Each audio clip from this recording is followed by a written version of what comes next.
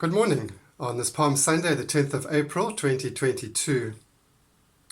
Over the course of Jesus' public life, opposition to his teaching and ministry built up to the point where the religious leaders wanted to kill him.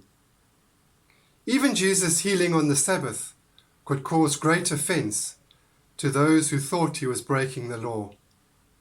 But Jesus always evaded them.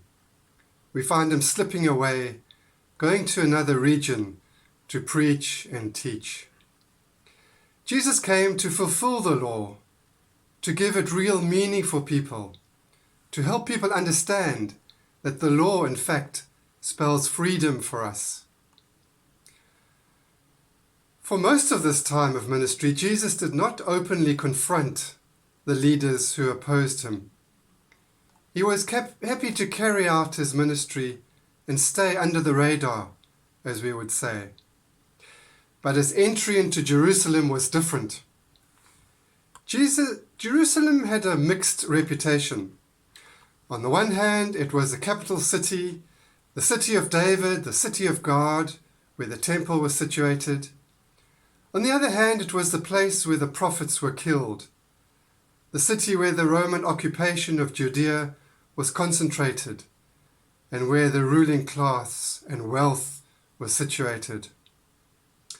Palm Sunday was Jesus' final entry into Jerusalem. He was to come and do and boldly state what he believed. This clash with the authorities would lead to his death. It was while in Jerusalem that Jesus entered the temple and overturned the money changers, the tables of the money changers. Jesus lived in a society in which political and economic power was in the hands of the powerful and wealthy elites, and furthermore, this was considered to be ordained by God, by many. In this society, the ordinary people were exploited or dominated. Jesus' opposition to the temple practices was opposition to the domination of people in various ways. Jesus entered Jerusalem on a donkey. It clearly demonstrated that Jesus was different from the Roman soldiers on their horses with swords and shields. Jesus' way was the way not of violence, but of peace. Our society also faces systems of discrimination and domination. As one pandemic, COVID-19, is lessening, certainly in South Africa, the other one that is also called a pandemic, gender-based violence, is not slowing down, despite all the efforts to tackle it. At the beginning of this Holy Week, we say no to this form of discrimination against people. We reject again all forms of gender-based violence, emotional, psychological, as well as physical, and recommit ourselves to being a community that expresses love and compassion towards everyone, and especially to those who are most vulnerable among us. For this is the way of Jesus. I see the Diaconia Ecumenical Service, Good Friday service this week, picks up on the theme of xenophobia, a very timely focus. Every now and again, opposition to those who are not born in South Africa becomes an issue and can express itself in violence towards people, as has happened recently.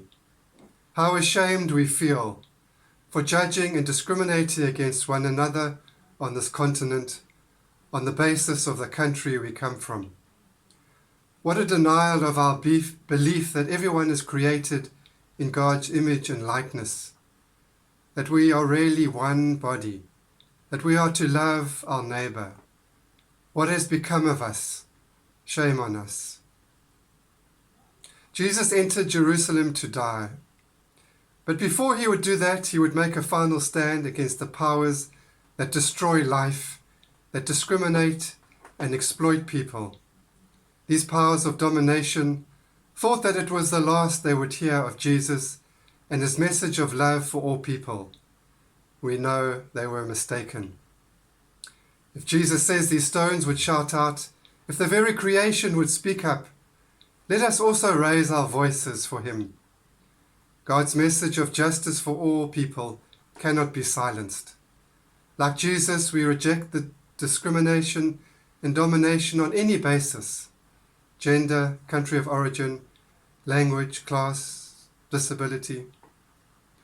May we know that nothing will stop the coming of the kingdom or reign of God. We accompany Jesus this Holy Week to the cross and beyond. May we be changed and challenged to live like him and do God's will on earth as it is in heaven, among us, in South Africa, and in the world. Amen.